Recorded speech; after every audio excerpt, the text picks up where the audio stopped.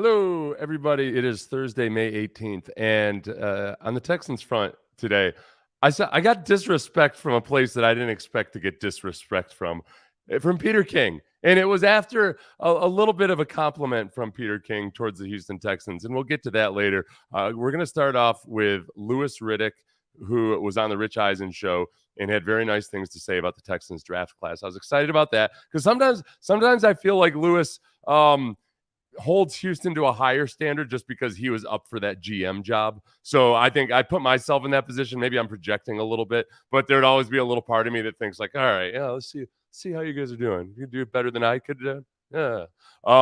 So I like it when somebody like that has high praise for the draft class.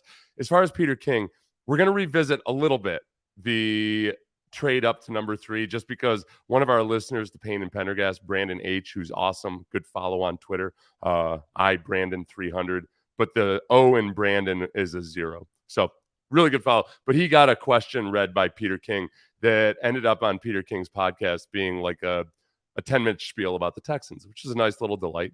And then I want to talk a little bit about the Astros and Kyle Tucker and how he's adjusted to the hit rules, the new baseball rules, and then also revisit a little bit of DeMeco throwing out the first pitch a few days ago, just because I hadn't really watched any of that, and still haven't watched some of it, so I'll watch it with you guys for my first time tonight. You can talk me through it. What is a baseball? How does it get to the home plate? I don't know. Who is this Julks? I know all those things, except how to pronounce Julks. Julks is a surprisingly tricky pronunciation to get right. Should be simpler. But Louis Riddick on the Rich Eisen show, and you'll recall that Rich Eisen always seems to have a stinky face about what the Texans are up to. He constantly asked, "What are the Texans doing anyway?" So he had Louis Riddick on, and I think that maybe Rich Eisen was a little surprised when he asked Louis Riddick, what did he think of the draft in general? What stood out to him? Well, I think right at the very top, I think the aggressiveness the Houston Texans showed to get the kind of people that they wanted, that DeMeco clearly, and let's, look, I mean, no disrespect to Nick Caserio, but this is DeMeco's bus that he's driving. Like, to be aggressive and say, hey, look, C.J. Stroud was the guy who we wanted. Forget all the other BS that was flying around about him, about this test, that test, not being coachable, all this. That's who I want. Will Anderson is who I want.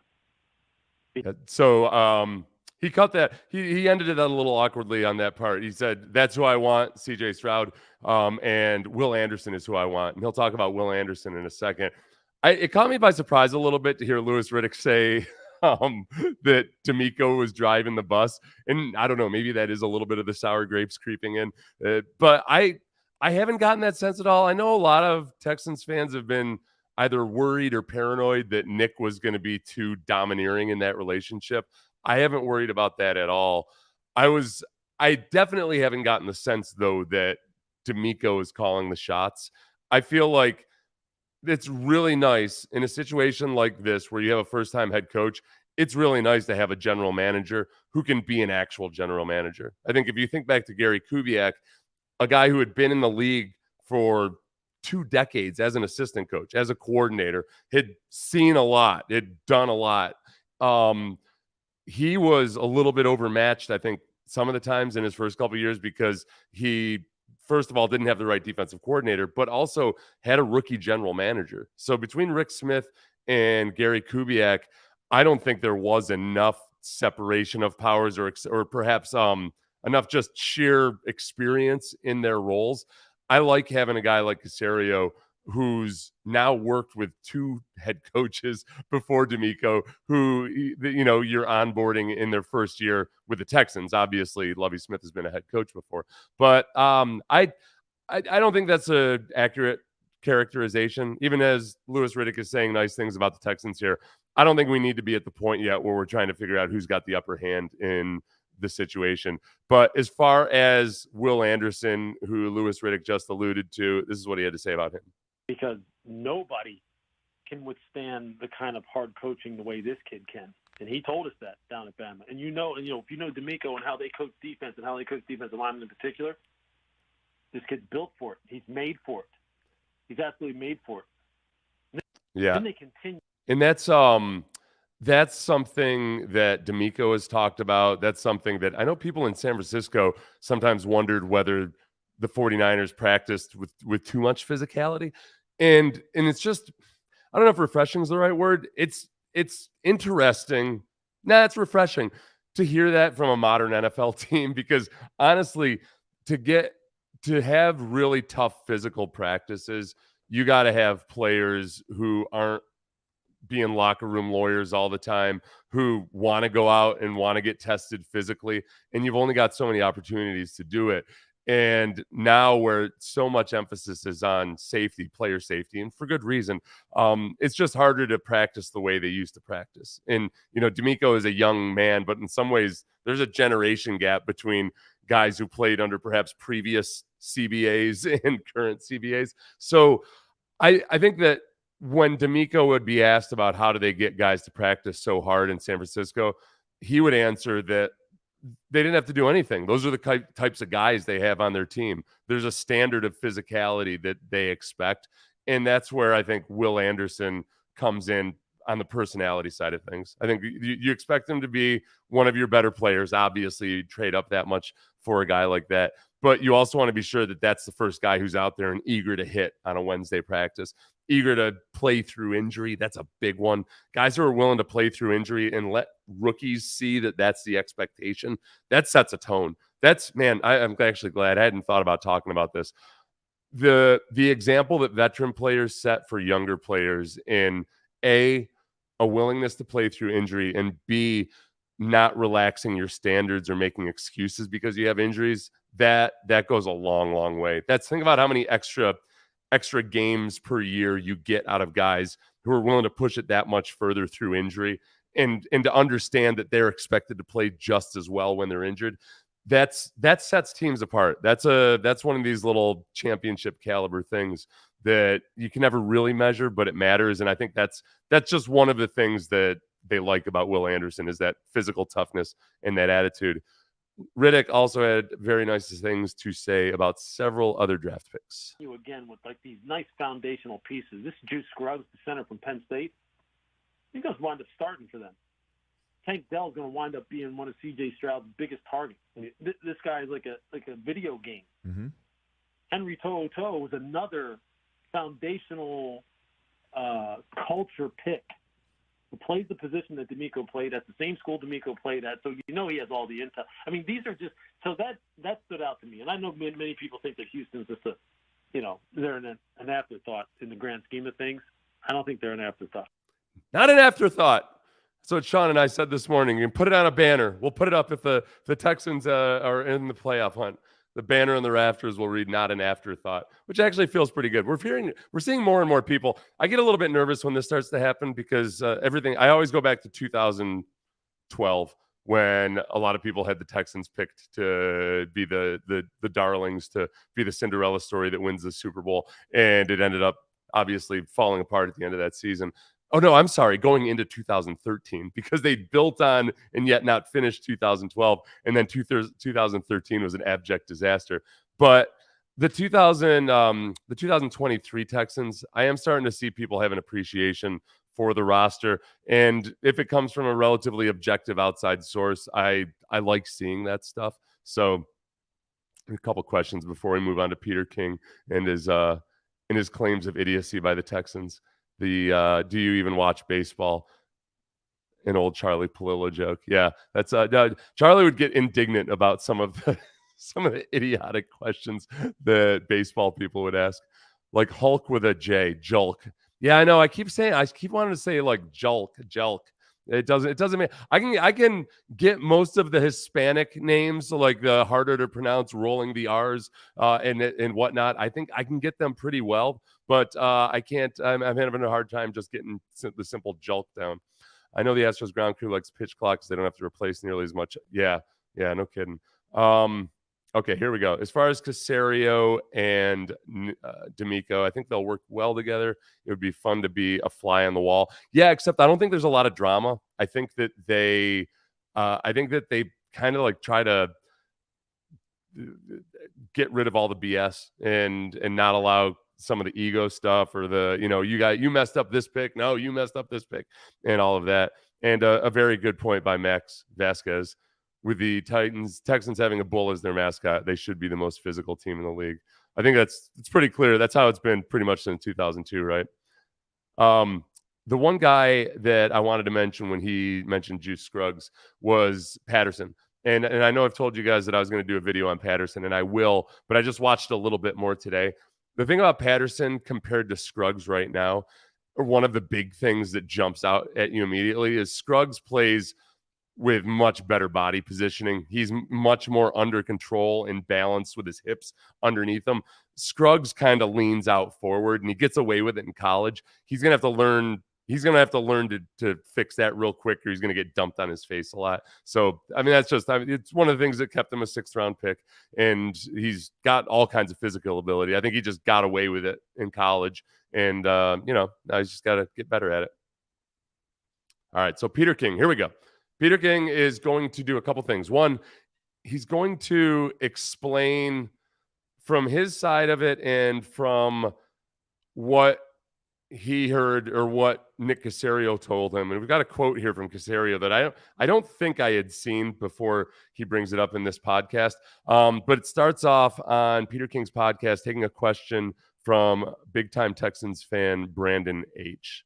All right, Miles, number 3. Brandon Herbert asks, can you settle this once and for all Texans fans? Did the Texans view the trade up to number 3 from number 12 as a package deal for both C.J. Stroud and Will Anderson? Okay, so he went on to explain this for at length. I feel like most of you know that some semblance of either theories, rationalizations, whatever it might be, that, okay, the trade up was actually like a trade up for C.J. Stroud, but that they wanted to, they took Stroud second, so there wouldn't be as many people clamoring for the Will Anderson pick. I think I've just almost kind of, as a way of staying out of arguments, said, all right, look, it was an aggressive package deal by Nick. He wanted to swing for the fences and get both a quarterback and a linebacker, and he had to pull off a pretty ballsy move if that was the plan, and if who they really wanted was Will Anderson, but they just rolled the dice. I don't know. I feel like you don't have to overthink it all that much, but this is Peter King's response. Look, I don't buy it for a second. They drafted C.J. Stroud second. And Nick Caserio, the general manager of the Texans, told me the day after picking Will Anderson number 3, told me that there was still work to do when he got on the phone with Monty Ossenfort, the general manager of the Arizona Cardinals.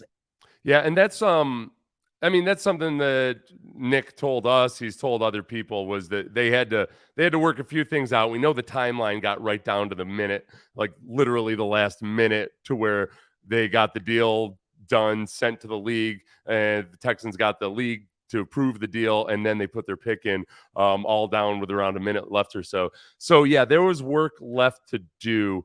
I don't think that rules out that Nick's plan was to have this gutsy, ballsy move to do it that way. I just don't know if we have to think about it all that hard, but Peter King has more to say about it. And Albert Breer raised this. Look, there's no telling. What if Detroit at number 6 was madly in love with Will Anderson and allowed Houston to only trade down to number 6 instead of number 12, and get rich off that deal once Houston was on the clock at number 3. So there was no guarantee. They absolutely had preliminary discussions before this, and I'm sure that both sides knew basically what they could have gotten. Oh, okay. All right. I got super confused there, and I don't know if it's because I'm dumb or if he phrased it a little wrong or used some pronouns. You can't, whenever you start talking about 3 different teams in a potential trade, you can't ever say they, because it screws everything up. There's one thing I've learned in 10 years of radio. I finally learned to be very, very careful about referring to a team or players by they, him, or whatever. Use proper nouns. So if Detroit, I think, instead had decided to try to trade it. So if the Cardinals had tried to trade down to or preferred to trade down to where Detroit was instead of the Texans. Yeah, it could have fallen through. And I tend to side with Peter King. I don't think that it was set out in stone that, like, yeah, we're going to make this package deal. We'd love to have Will Anderson, but a quarterback. I think it was more likely we'd love to have Will Anderson. Maybe he's our favorite player in the draft overall, regardless of position, but we can't turn down this opportunity to take a quarterback. And I'm going to read you. I just called this up. I'm going to read you a quote from Nick Caserio to me the day after the draft. Oh, and okay, so right before he gets to that, I just want to address what Rick says. I'm sure the base of the deal was done. Arizona just wanted to bump some extra sugar in it to close the deal. Yeah, and they had talked about it beforehand, and I just still wonder if, I don't think Arizona would have told Nick, don't worry, we won't accept any offers from anybody else. So I think there was always that threat. And obviously with the last minute jockeying for a position, I think there was always that threat that it wouldn't work out for the Texans. I said, man. But this is the text exchange he's describing between him and Nick Caserio. And that was a lot. Trading a 1 and a 3 next year. He said to me, quote, in the end, you accumulate assets and then you use them at your disposal. I feel like that, and I apologize, Peter. I don't mean to leave you looking like a chimpanzee there, but because I do. I like Peter King a lot. What he's about to say about the Texans notwithstanding, I like Peter King a lot. And he's not usually bombastic or anything, but he comes with the insults in a little bit. So I think that I like this baller mode Nick Caserio, who just says, hey, look, if you have the money, you spend the money. You have the assets, you put the assets to work for you. I don't think it was reckless because they had the assets. They have a normal draft next year. They don't have their draft pick, which everybody just seems to assume the Texans will be the worst team in the league for whatever reason. And so that was the dumbest thing they could have done. I don't buy that, but they're not paupers going into next year's draft. And Caserio has been very, very clear that he believes that what Will Anderson can bring to this team as a player and as a leader to build around is something that they thought was very much worth it. Yeah, and that's where I am with it. And I understand now the more and more we hear about Will Anderson, the more not just people from the Texans, but people from Alabama and what have you talk about Will Anderson. It's really a matter of the fact that, yes, you traded multiple picks for him. And the way some people are framing it is that, that somehow the Texans don't have any draft picks, like they leveraged their future. That's just flat out untrue. They didn't leverage their future. They had extra draft picks. This is not the same as trading a couple of ones for Laramie Tunsil and then not having ones for the next 2 years. So there's that. But then also B, a lot of times what you hear them say is, well, is Will Anderson worth 4 players? I don't think so. Or 3 draft picks if you want to talk about the one that they traded back for. Okay, no, you can't assume that those 3 players who were drafted are going to make it in the NFL. They've actually got less than a 50% chance of making it in the NFL. So you traded 1.5 players for Will Anderson, who also is not assured of making it, but is a number 3 overall pick and a guy who's thought of as having a very, very high floor. They feel a lot safer about him than you might about random second rounders or next year's one or whoever it might be. Next year's one who knows exactly where it would fall. If you're being objective, it goes high. But I think a lot of people are framing it in the worst possible scenario and acting like number 3, the Will Anderson is an uncertainty, but it's like an absolute certainty that all the other guys that you would have drafted would work out. It's just not the way it works. I don't happen to agree. I think it's a vast overpayment for him, but we'll see. Will Anderson has it in his hands, but he's got to be a great player now for the Texans to be getting a good deal in drafting Will Anderson number 3.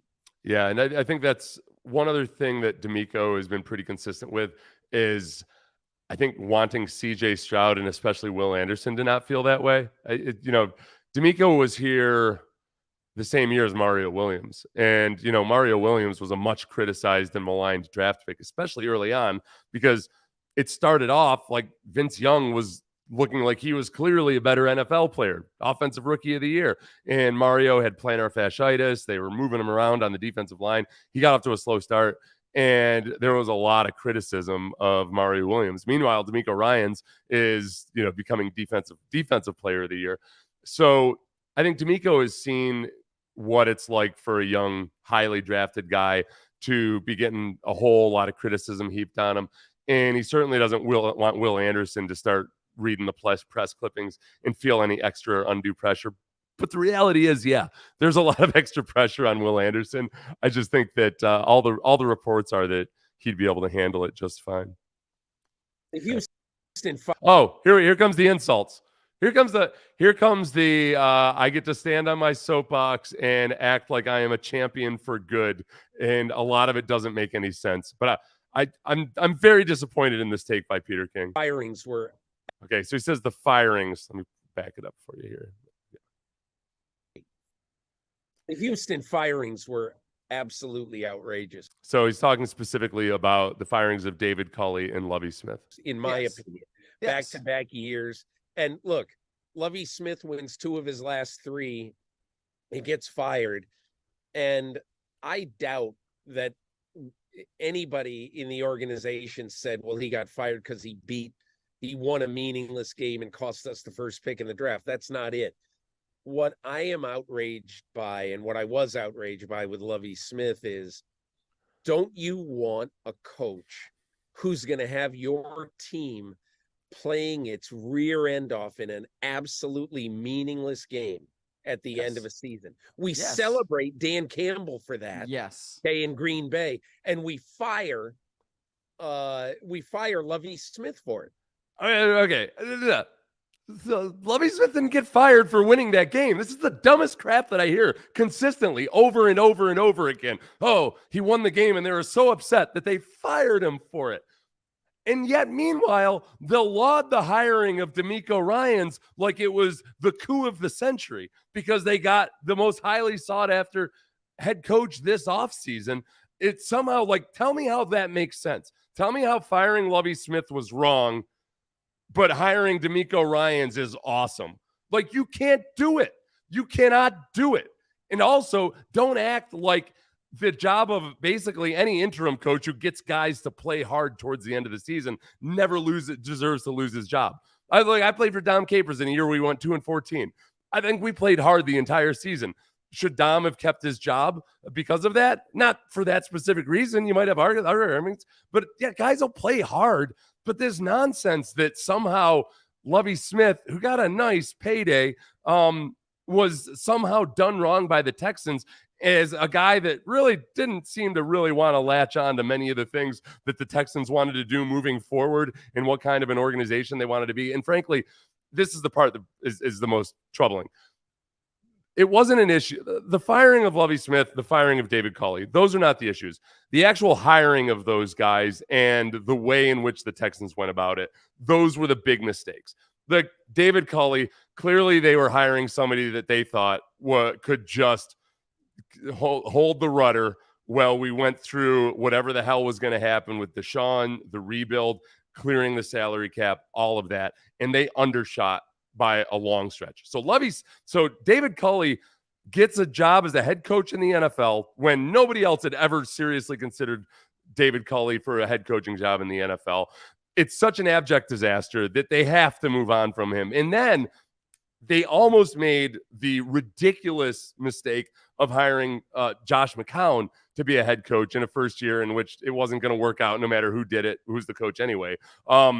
And Lovie slides in at the last moment, gets a really nice payday out of it. But I'm guessing Lovie himself knew what the deal was. Like, I don't try to paint Lovie out. And this is what I don't like either. It's this paternalism. Like, I feel like Peter King and others, in thinking that they're watching out for guys, are almost taking a paternalistic approach over a guy in Lovie Smith who's been in the biz a while, who's been in the NFL since the 90s. And when he wasn't in the NFL, was the head coach of a Big Ten football team. He knew what the deal was. And in that 2-year period where the Texans made so many mistakes, 3-year period, yeah, the hiring of David Culley and how everything was handled afterwards, and the emergency hiring of Lovie Smith, those were very shoddily handled. But you can't say that firing Lovie Smith was the worst thing ever and idiocy, while at the same time complimenting the Texans for hiring DeMeco Ryans. It doesn't make any sense at all. And what I continually see out of people criticizing the Texans, the people that can't let go, is they just don't want to accept, even as they approve of something the Texans are doing, they can't help bringing up old shit. You know, it's like somebody in a dysfunctional relationship. Hey, things are going well, but all of a sudden you gotta bring up old shit and act like the thing that the good thing you just did can't possibly be that good, because remember all the old shit you did that was actually Bill O'Brien and Jack Easterby and various other dysfunctionalities within the organization. All right. Said I wasn't going to get mad at Peter King, but to me, that was idiocy. Idiocy. I paused it before he actually said the idiocy. Okay. Palate cleanser. Let me get a couple of these things before I go stat nerdy with you on Kyle Tucker. I went peak stat nerd this morning with stuff that is too nerdy anyway for YouTube or radio, but with some visuals, it's a little bit better. Do you think the Adams family would sell the Oilers trademark in history to the Texans? That's an emphatic no as of now, because the Titans are using the Oilers jerseys as their throwback. So I don't think it's going to happen. They, the thing about the Titans, that was about the trade there. The thing about the Titans is that the Adams and the Adams-Strunk families, I think that's their childhood. You know, they grew up with their dad owning the Oilers, and they have very, very fond memories and attachments to all of those guys, whether it's, Robert Brazil or Bruce Matthews, any of the Hall of Famers, and Eddie George, whatever, like those guys who played for the Oilers or the Titans. I think they've got too much of an emotional attachment to it. And I feel bad for those guys, because they can't really, they don't get embraced in Nashville the way they do here, and they would more so if it could somehow be the Houston Oilers. But I'm not too worried about it. Let's see. Never liked Peter King. I like Peter King. He just, I feel like he's errant in that one take. He didn't pay attention, Peter. Fired. He walked away with a bunch of money. He did. He didn't even know the first rounder's name on draft night. The defensive end from Alabama and that kid who played receiver at Ohio State. He's getting up there in years. It's very annoying how the same people who talk crap about the firings are the same ones who say that those coaches should never have been hired. Right. Yeah. It's almost like they want to criticize them. It's double jeopardy. It's like criticize them for the initial mistake, but then criticize the way in which you unwind that mistake. And I do think that, I think there was an assumption by many that the Texans were just, there's a lot of people that like to assume things about the Texans based on Bob McNair's poor choice of words at times, that ignore a lot of hiring history. And also they just make assumptions about what the Texans are going to do on into the future. And they end up hiring DeMeco Ryans, and there's no retractions or anything about like what they assumed the Texans were going to do, because they're just such an awful, evil organization. Let's see. They say both coaches wouldn't have gotten a job anywhere else. Yeah, like none of that's right. The people criticizing, has Peter King been clamoring for Lovie Smith or David Culley to get hired elsewhere? Is that because it's so easy? It's so easy to criticize the person who's firing a coach and still paying their salary for the next 3 years, mind you, when you're not actually a person in charge of hiring people yourself, and because I don't know how many employees Peter King has working for him, and how diverse a group it is. But I'm guessing that he doesn't have the same level of scrutiny as the McNairs. Let's see. I can never get through. I don't want to turn this into piling on Peter King himself. Let's see. a lot of other things that gatekeepers want to keep. I think that's a response to somebody else. You guys have such good conversations going on around the okay. DeMeco Ryans was definitely not the most sought after coach. LOL. That would be Sean Payton. The same guy said the Texans were a boat wreck of an organization. All right. Well, first of all, Colin Cowherd, after being after having reams of tequila thrown at him, recounted that story of whatever. He just made the vague accusation about teams being dysfunctional and you could spot it via Zoom call. I think Sean Payton got his little boxers in a wad because he felt disrespected by being asked to interview via Zoom instead of in person. Instead of looking at it as like, okay, the Texans weren't allowed to meet with him in person, but they wanted to get a jump on it and interview him then.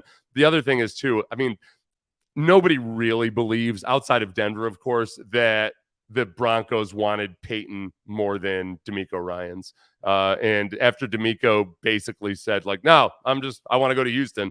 I don't want to go anywhere else. They had to throw just oodles and oodles of cash at Sean Payton. So that's, I mean, you can go on believing that if you need to, and it's nice, but that's the way I'm seeing it. Yeah, the mastermind behind Bountygate. That's the other thing too. I like to look at, all right, if I want a team that plays really good defense to help me win a Super Bowl, do I want a coach who needs to motivate that defense by participating in bribery schemes to injure opponents, or do I just want guys to just go out and play hard football for my coach the way the 49ers did in San Francisco? I'll take that guy. Let's see. Yep. Clearly the Texans need to wallow in their mistakes for multiple years instead of correcting them properly. Right. Yeah. Like they will get no credit. And honestly, until they start winning, they're not going to get any credit for it. So that's fine. That's the way of the world. As far as the Astros go, and we'll transition on into DeMeco, because I know that very few of you come here for my Astros fandom and or takes, but we'll change that over time, my friends. Last night's game versus the Cubs, which was won ultimately in the end after a huge 5-run comeback in the last 2 innings. The Cubs had a 98% win probability midway through the 8th inning. And then the offense kicked in, and it was just beautiful. But I wanted to marry this with, since Kyle Tucker was a hero last night, there's an article in The Athletic this morning. If we want to talk about the changes in the rules so far and how they've shown up and what the game looks like now compared to what it used to be, it's important to point out, okay, there were, in 2022, the second lowest number of base runners per game since in the last 115 years. 1965, I think, was the other one, and then you had to go back to 1908 or so to find that few number of base runners. So the problem wasn't just the length of the game. It was the length of the game combined with the fact that you had so few base runners and there was so little action on the base paths, which you could point multiple reasons for that. The shift being one of them, and it's more complicated than just batting average. But this all gets to Kyle Tucker and what he's doing differently this year that I like. But if you look at the time between balls in play, so this doesn't include home runs. There's been a lot more home runs as of late, but like actual base runners that provide tension and excitement in a game. It's gone from, where is this? All right, let's see.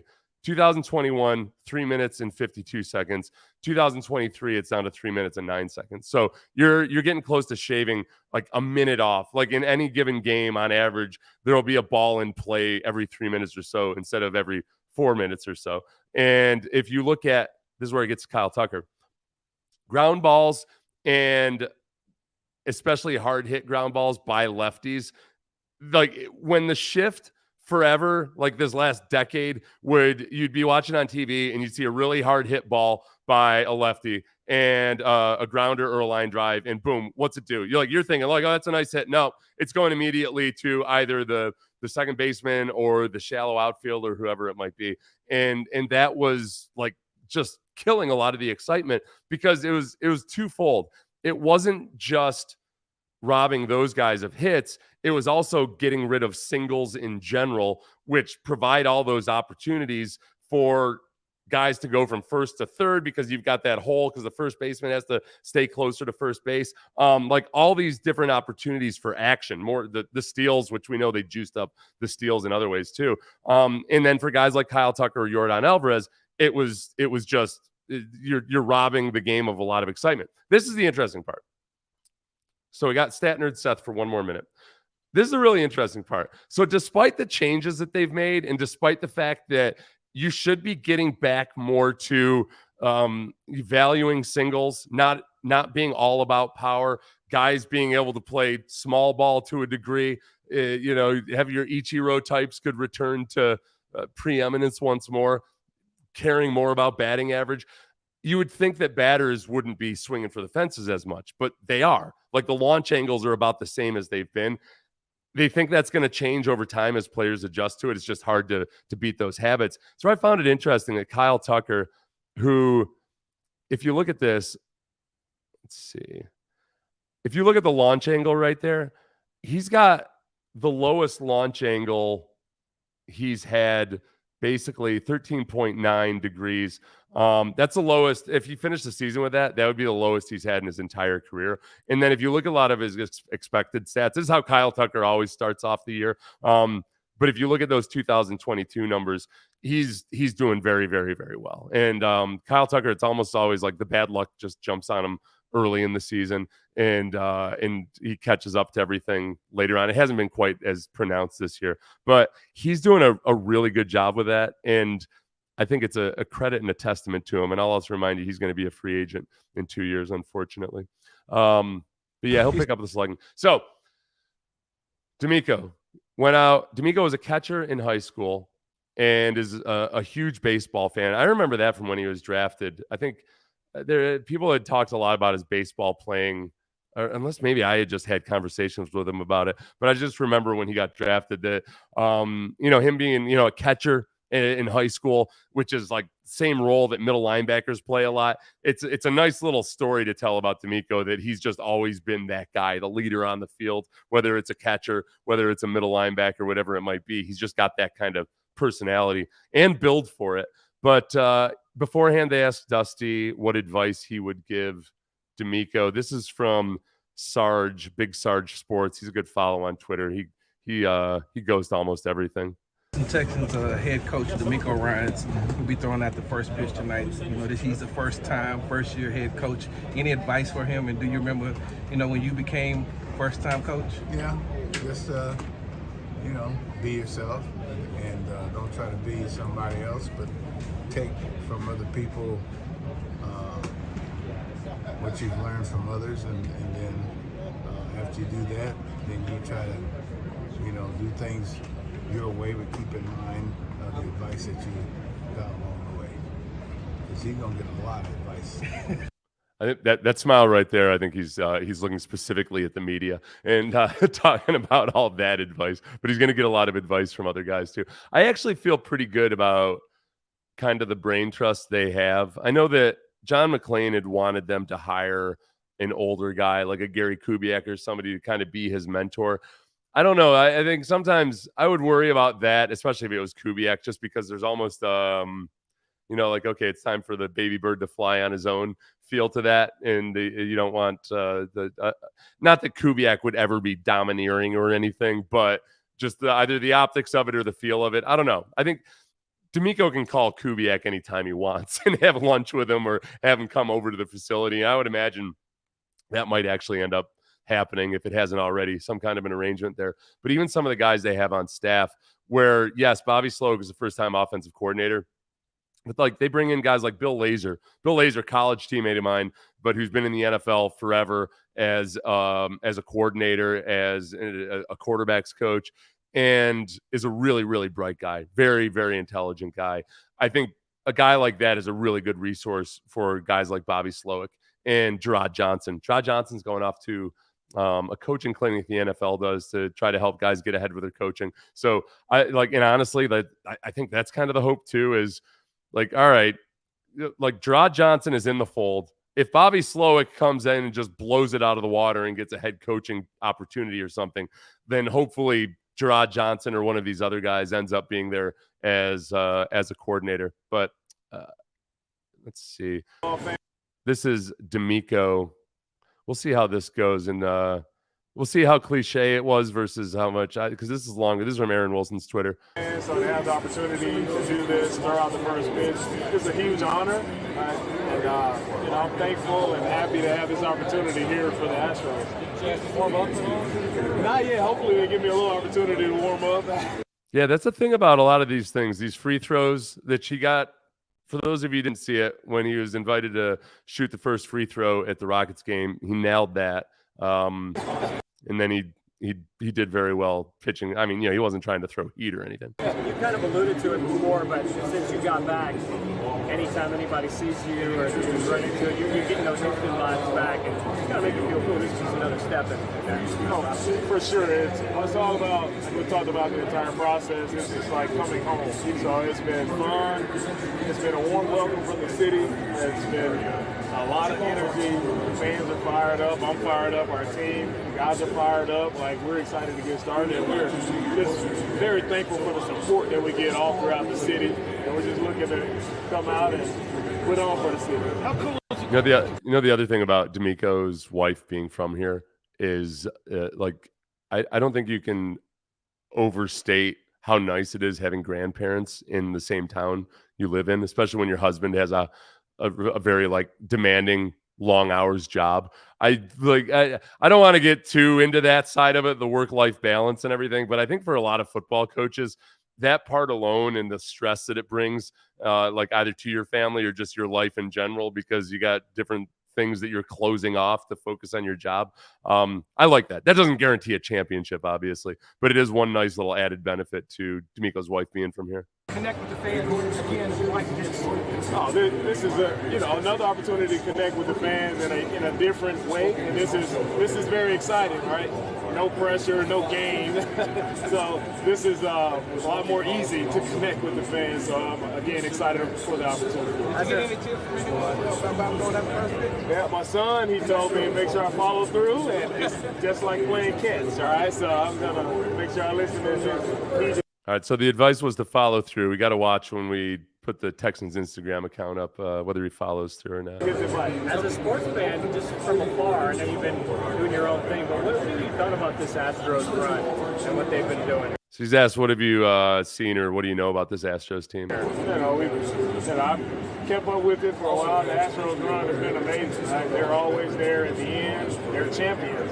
Right?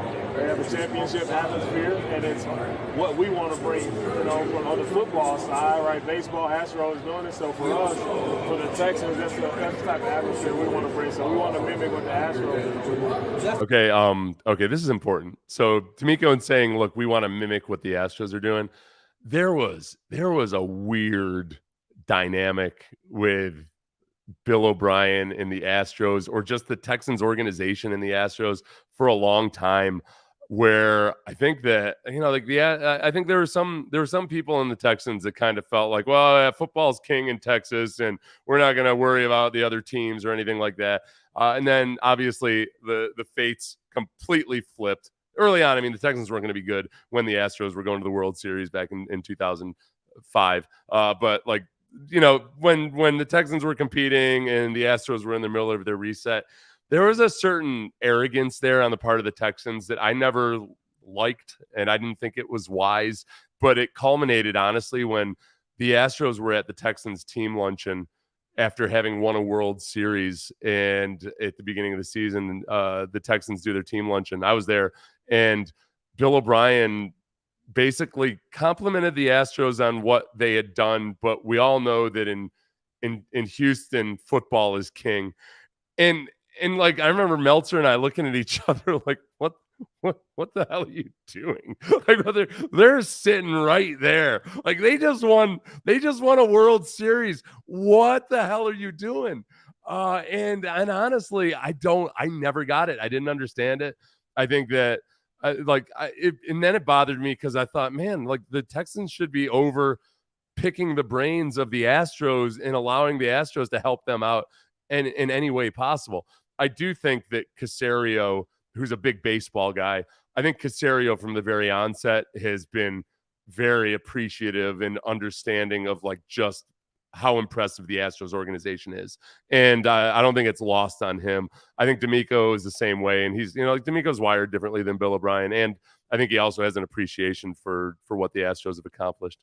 But my God. If he had to give you any advice, his advice would be, do your own thing, don't try to be like anybody else. What does that mean to you to be able to get that type of advice from a future Hall of Fame athlete? Yeah, it's everything, right? To have that support from Dusty, it means a lot. And I'll definitely make sure I follow that advice, because he's done it at a high level for a very long time. Looked up to him for his entire career as long as I've been watching baseball. So proud of what he's done, and want to also get a couple championships like him. Play baseball. Or Dusty, I'm just thinking of, man, like Dusty's been fired after taking teams after winning a pennant, or taking teams to the league series and everything, league championship series, and but gotten axed like from good teams before. Like there's still a part of Dusty that remembers all that I wonder, like he's got to probably try hard to not get cynical sometimes when he's giving the young guys advice, but it's valid to say, watch your back, you got to know a guy pretty well. That's got to be over a glass of whiskey or something. I did. I played baseball growing up. I was mainly a catcher. Definitely a Bo Jackson fan. The guy from Bessemer, seeing him as a two-sport athlete, baseball. Oh yeah, so he's from same town as Bo Jackson, but I don't think he wouldn't have even been born, right, when Bo Jackson won the Heisman. Yeah. Here we go, follow through. Didn't feel like Julks had to. Didn't look like Julks had to reach for it too bad. You approve? Disapprove? Julks is built like DeMeco. God, I love Julks. I don't know if you can hear me over all that white noise. Julks saying is built like DeMeco. And there's a nice picture of him. Okay, and then we'll finish with this today. That is myself, Peyton Manning, and Eli Manning. I don't know why I struggled with the names of the Mannings. It's getting late in the day for me, for my early day, the day that begins very early. I interviewed those two at the Post Oak Hotel as a benefit for Texas Children's Hospital, and it was a really cool experience. I had written down like 5 takeaways that I'd gotten from that discussion. Let me see if I still have them. I still have them. And I just threw this in at the very end, just as I was about to go live here, just for the hell of it. But like, this was one of the most logistically impressive things I've ever seen. The way that they organized this event, and by they, I mean, I think Peyton himself. There were times early on when I first found out I was going to be doing this, and they would send me some of the itineraries, I assumed it was like Peyton's agent that was doing a lot of approving and disapproving of things. But I figured it out over time. Like, no, I think Peyton Manning is just so meticulous with a lot of the details that he had this thing figured out like down to the minute. Like from when he was flying, he was in Florida. His plane landed at 5 p.m. at Busch for a 7 p.m. appearance. He, which is kind of dicey when you consider air travel and driving to and from. But I'm guessing he probably even had like a police escort or something. Like everything was so meticulous. But meanwhile, Eli flew commercial, landed. He landed at Busch. No, Peyton landed at Hobby. Eli landed at Busch. But Eli flew commercial, which I respect him for that, and just probably took a car down to the hotel. And it was like organized so well, like between the itinerary and like Peyton and I kind of narrowed down which topics were best to talk about. So it wasn't like it was scripted, but they've got certain stories that they know crowds love to hear and everything. So we kind of figured out a way to work it all in with the questions that I had sent them. And then the biggest thing was I was really impressed with him kind of discussing exactly like, okay, what kind of a crowd is this? How big, how many of them are football fans versus how many of them are spouses here with their husbands or their wives who are football fans, and kind of tailoring like exactly like him and Eli tailoring how specific they would get with their answers based on that. Like you keep it, if you're going and you're talking to a group of fantasy football enthusiasts or something, you're going to get way more down into the dirty details of football than you will with like a more general crowd. And that was really, really cool. The other thing too was just the thing that was interesting was he said he thinks CJ Stroud should start immediately. Because he needs to get like the reps just being in there, being in charge of the guys on the team. So he said from day one at minicamp, any of those guys. He wasn't even talking about CJ Stroud specifically. He was talking about Anthony Richardson, Bryce Young, all three of those guys. Did I say four? I'm still back in pre-draft mode. Not going to be Levis. But then he also said, he talked about staying humble, and that's something we've heard from CJ Stroud a lot. Staying humble, and that when he went to Denver, he was very careful about being too assertive early on because he felt he needed to earn the trust and earn the respect of the guys in that locker room, which I thought was really interesting because, his arm was still pretty bad when he first showed up. Remember some of the ducks he threw in the preseason? But he's Peyton freaking Manning, and you would think he walks in with a certain amount of and he would walk in with a certain amount of respect.